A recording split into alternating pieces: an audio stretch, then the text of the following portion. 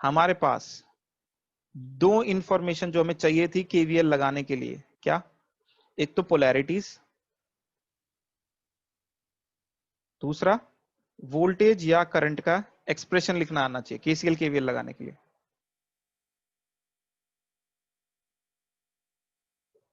ये दोनों चीजें हमारे पास आ गई है, ठीक है। इसके बाद हम क्या कर सकते हैं, इनके एक्सप्रेशन लिख सकते हैं। जैसे कि अगर रजिस्टर है, अगर यहां से आई करंट फ्लो कर रहा है, वोल्टेज अक्रॉस वी है, स्मॉल आई हम लिख रहे हैं इसको। स्मॉल का मतलब ये होता है कि इंस्टेंटेनियस वेरिएशन होता है ना, उसको शो करने के लिए हम स्मॉल लेटर्स यूज कर लेते हैं, ठीक है। तो मान लो अगर ये वोल्टेज वेरी कर रही है टाइम के साथ, तो ये करंट भी जो होगा वो टाइम के साथ वेरी करेगा, तो हम ऐसे शो कर देते हैं इसको।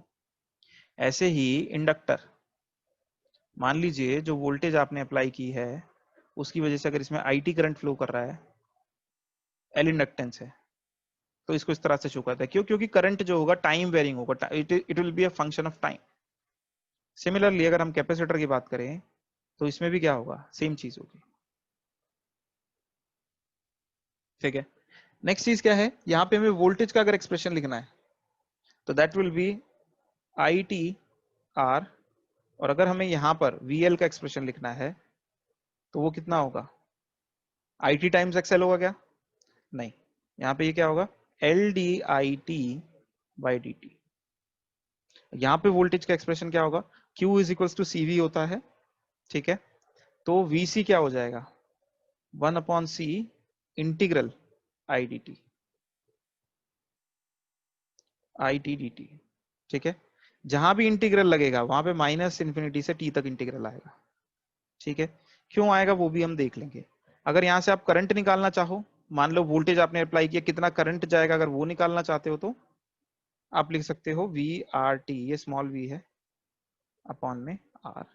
अगर यहाँ पे आप आई टी का एक्सप्रेशन लिखना चाहते हो, I L T, I L T लिख लो या आई टी लिख लो, एक ही बात है यहाँ पे।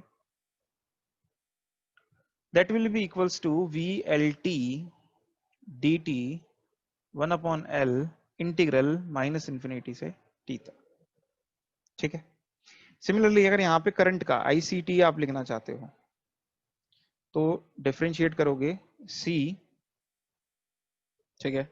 IDT यहाँ पर क्या हो जाएगा, सॉरी ये निकालना है ना आपको, तो यहाँ पे बस डिफरेंशिएट कर लो CdVCT बाई dt, ठीक है। ये हमारे यहाँ पे करंट के एक्सप्रेशन हो जाएंगे। तो KCL KVL लगाने से पहले वोल्टेज और करंट के एक्सप्रेशन अगर हम बात करें तो ये तीनों हमें याद होनी चाहिए। अगर ये याद नहीं है तो KVL लगा ही नहीं सकते, केवीएल नहीं लगा सकते तो सर्किट को एनालाइज कर नहीं सकते, तो पूरी यूनिट भूल जाओ, कुछ भी नहीं होगा।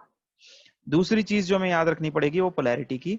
एक बार अगर हमने ये दोनों चीजें याद रख ली तो हम किसी भी सर्किट में केसीएल केवीएल तो लगा पाएंगे, ठीक है।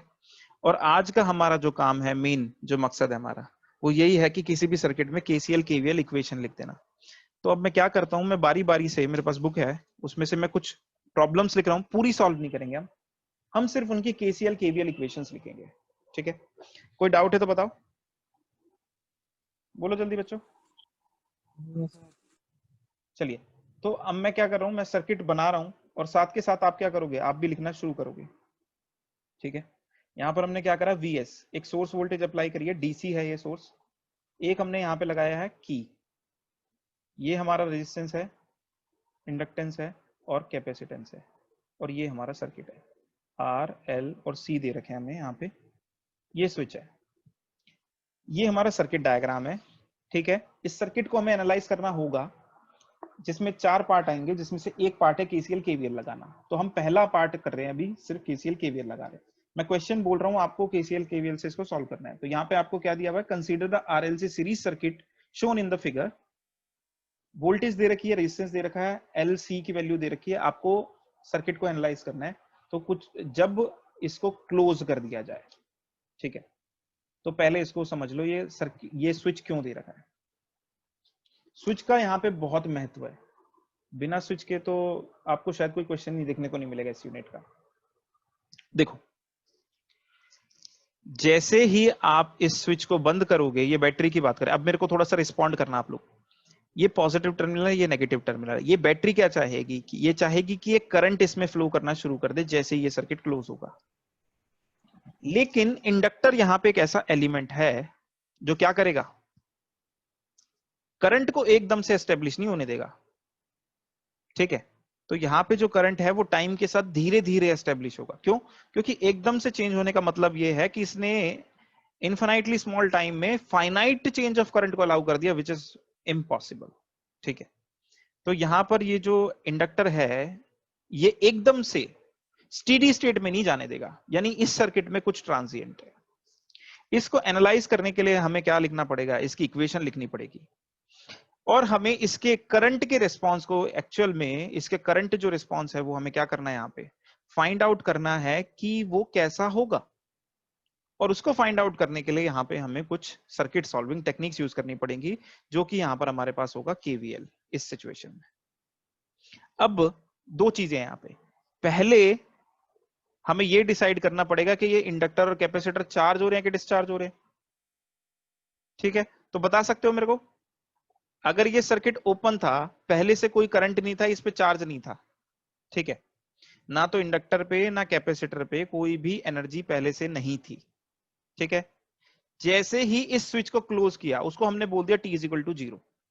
क्यों? क्योंकि जब भी हम सर्किट को एनालाइज करना शुरू करेंगे उसको हमने t इज इक्वल टू 0 बोल दिया, क्योंकि जब भी तुम t के, तो जब भी हम ग्राफ ड्रॉ करना शुरू करेंगे यहां पर, अगर हम उसका वेरिएशन पिक्टोरियल रिप्रेजेंट करना चाहते हैं IT का, तो हम यहाँ पे शो कर सकते हैं ना। तो हमने क्या करा, एक चीज यहाँ पे ये हमेशा हम मान लेते हैं कि जिस टाइम पे हमने सर्किट को इस क्लोज करा है, की को क्लोज करा है, उसको हम t इज इक्वल टू 0 बोल देते हैं, या जिस टाइम पर हम सर्किट को एनालाइज करना शुरू करते हैं उस समय को हम t इक्वल टू 0 बोल देते हैं। ठीक है, अब अगर हम बोल रहे हैं कि देखो धीरे धीरे करंट क्या होगा, चेंज होगा सर्किट का, तो मैं जैसे बोल रहा हूं कि t is equal to 5 second पे कितना करंट है, तो उसका मतलब क्या है, जब आपने स्विच को क्लोज किया था, मतलब जब हमने एनालाइज करना शुरू किया था, उस समय के बाद 5 सेकंड के बाद कितना उसमें करंट है। ठीक है, ये उसका मतलब हो गया। तो t इज इक्वल टू 0 पे हमने स्विच को क्लोज कर दिया, ये बंद हो गया। अब इसका हमें रिस्पॉन्स बताना है, और रिस्पॉन्स बताने के लिए हमें यहाँ पे लगानी पड़ेगी केवीएल। तो मैंने क्या करा, यहाँ पर एक करंट मान लिया IT जो इसमें सर्कुलेट हो रहा है, और इसकी मदद से मैं सारे वोल्टेज एक्सप्रेशन लिखूंगा और उसी की मदद से सारी पोलैरिटीज में लूंगा। नेक्स्ट चीज, पोलैरिटी अगर हम लिखना चाहे, देखो करंट ऐसे फ्लो कर रहा है तो रजिस्टर की ये पॉजिटिव और ये नेगेटिव हो जाएगा। अगर हम इंडक्टर की या कैपेसिटर की बात करें तो ये दोनों के दोनों अब चार्ज होंगे, यानी लोड की तरह बिहेव करेंगे। क्यों लोड की तरह क्यों बिहेव करेंगे, बोलो, बताओ बच्चों। सर इनिशियली डिस्चार्ज है तो पहले चार्ज होंगे पूरे, उसके हाँ, बाद में करंट को अलाउ करेंगे फ्लो करना। तो ये जब भी लोड की तरह बिहेव कर रहे हैं तो पॉजिटिव में करंट एंटर करता है, जैसे रेजिस्टेंस की तरह बिहेव करेंगे। ठीक है, सोर्स की तरह बिहेव करते तो ऐसे कि पॉजिटिव से करंट निकल रहा होता, ऐसे कैपेसिटर भी ये पॉजिटिव और ये नेगेटिव हो गया। तो अब हमें पोलैरिटी पता चल गई। ठीक है, और वोल्टेज के एक्सप्रेशन कैसे लिखने होते हैं वो हमने यहाँ पे देख लिया था। तो अब केवीएल लगाने में है ही क्या, क्या लिखोगे यहाँ पे, क्लॉकवाइज मूव कर रहे हो ना, तो यहां से मूव करना शुरू कर लें क्या। तो यहां से देखो नेगेटिव से पॉजिटिव जा रहे, पोटेंशियल राइज हो रहा है तो प्लस VS। ठीक है, इसके बाद रेजिस्टेंस की बारी आई। ठीक है, रेजिस्टेंस की बारी आई, फिर प्लस से माइनस यानी कि डिके हो रहा है, और वोल्टेज कितनी ITR। इंडक्टर की बारी आई, फिर प्लस से माइनस की तरफ आ रहा है तो माइनस का साइन आ जाएगा LDI/dt। ठीक है, ऐसे ही कैपेसिटर के लिए माइनस माइनस क्या 1/C and ITdt minus infinity to t। ये तीनों वोल्टेज हो गई इसकी एलिमेंट्स की, ये हमारी इसकी वोल्टेज हो गई इक्वल टू 0। ठीक है, ये हमारा केवीएल हमने लगा दिया। अब इसके बाद अगर मैं आपको बताऊं ना, अगर देखो इसके बाद इसको सॉल्व करने के हमारे पास दो तरीके हैं। एक होता है कि ये देखो ये एक डिफरेंशियल इक्वेशन बन रही है। ठीक है, तो बस अगर आपको फर्स्ट ऑर्डर और second order differential equation solve करनी आती है तो ये सर्किट आपका पूरा सॉल्व हो जाएगा, पूरा सॉल्व हो जाएगा, ये कोई दिक्कत नहीं आएगी। इसमें 10-12 नंबर का क्वेश्चन आता है, सीधे सीधे सीधे सीधे 12 नंबर का क्वेश्चन आता है ये सॉल्व करने के लिए, 12 नंबर पूरे। या फिर आप किसी दूसरे मेथड से सॉल्व कर सकते हो, लैपलास ट्रांसफॉर्म लो, फिर इनवर्स लैपलास ट्रांसफॉर्म लो, और आपका सॉल्यूशन हो जाएगा। ठीक है, तो ये हम बारी बारी से देखेंगे कि डिफरेंशियल इक्वेशन लैपलास ट्रांसफॉर्म से कैसे सॉल्व करते हैं। तो एक पार्ट तो ये हो गया जो सबसे मेन पार्ट है, इसके बिना तो तुम आगे ही नहीं बढ़ सकते।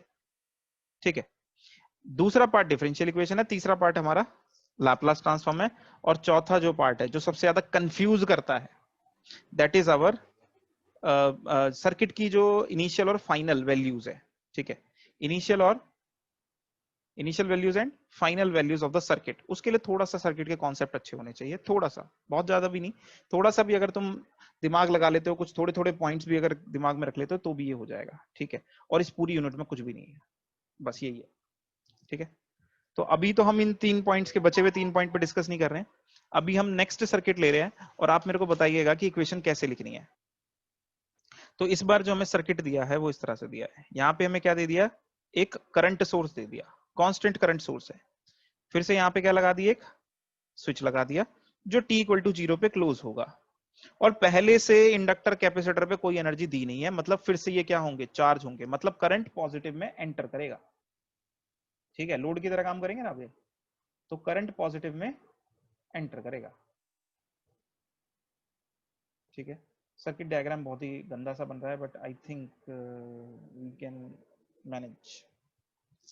t इक्वल टू 0 पे बंद कर दिया, ये R, ये L और ये C।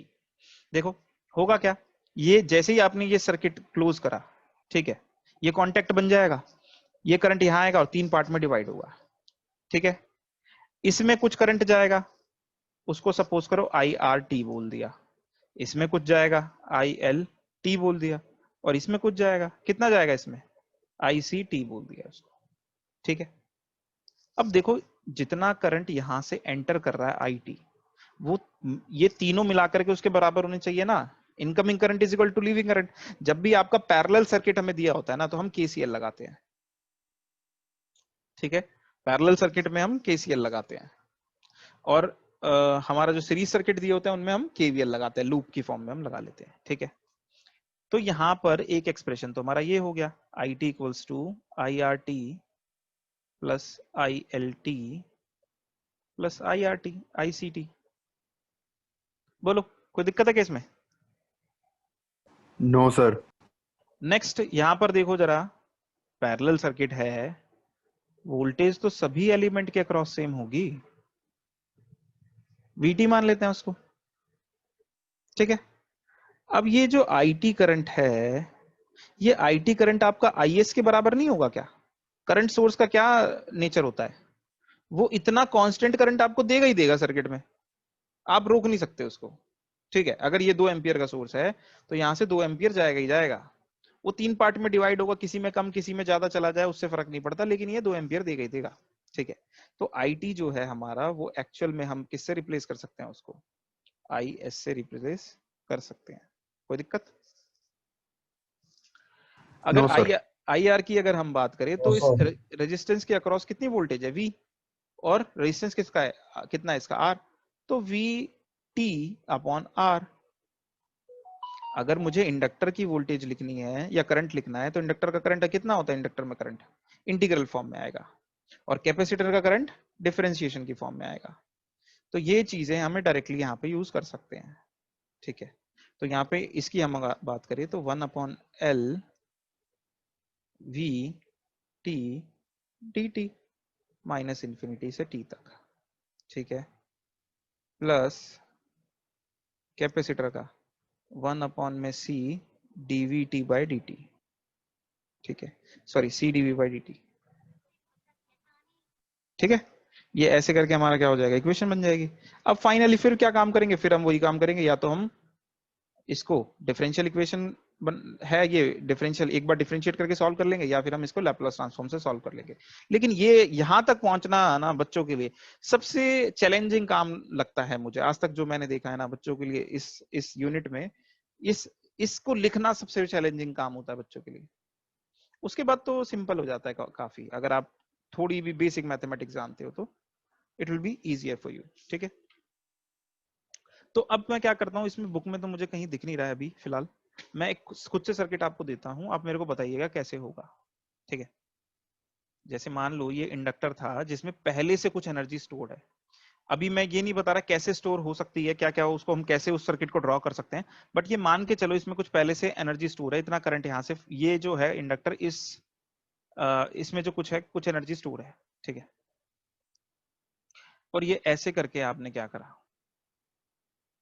इस रजिस्टर के अक्रॉस इसको आपने कनेक्ट कर दिया, ठीक है। ठीक है, आपको बताना है इसकी कैसे लिख सकते हैं हम इक्वेशन। ये इंडक्टर जो है आपका ऐसे करंट फ्लो करा रहा है, आपको इक्वेशन लिखनी है। सिंपल सी बात है कि हम करंट मान लेते हैं IT, पूरे सर्किट में वही करंट होगा, उसमें कोई डाउट नहीं होना चाहिए आपको। KVL लगाने के लिए एक लूप ले लेते हैं, और अब हमें पोलैरिटी चूज करनी है। रजिस्टर में करंट ऐसे जा रहा, तो ये प्लस और ये माइनस होगा ही होगा, कोई नहीं रोक सकता इसको। और क्योंकि अब ये सोर्स की तरह काम कर रहा है इंडक्टर आपका, तो ये प्लस और ये माइनस होगा, सोर्स में से प्लस में से करंट निकलता है, तो पोलैरिटी मिल गई दोनों की। करंट IT है, निकाल दो, क्या दिक्कत है इसमें, क्या है, दोनों की वोल्टेज का सम निकाल सर दो।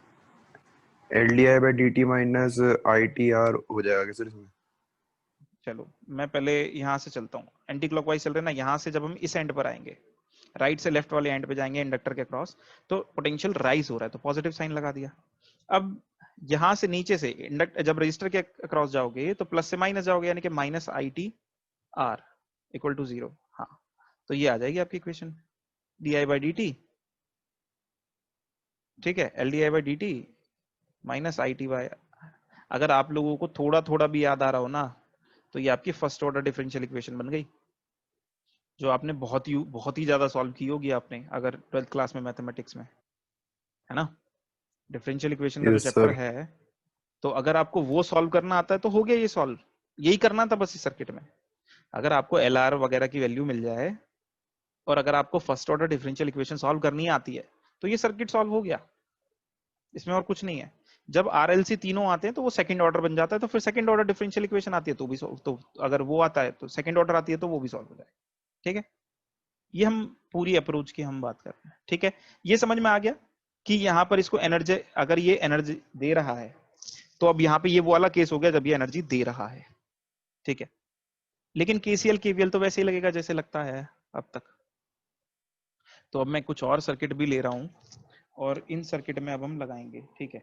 तो इजी सर्किट तो रहने देता हूँ मैं, थोड़े से, बहुत ज्यादा बेसिक लेने का कोई फायदा नहीं है। मेरे ख्याल से जो लोग भी कॉन्सेंट्रेट कर रहे हैं उन सबको समझ में आ गया होगा। कोई ऐसा है जिसको ना समझ में आ रहा हो?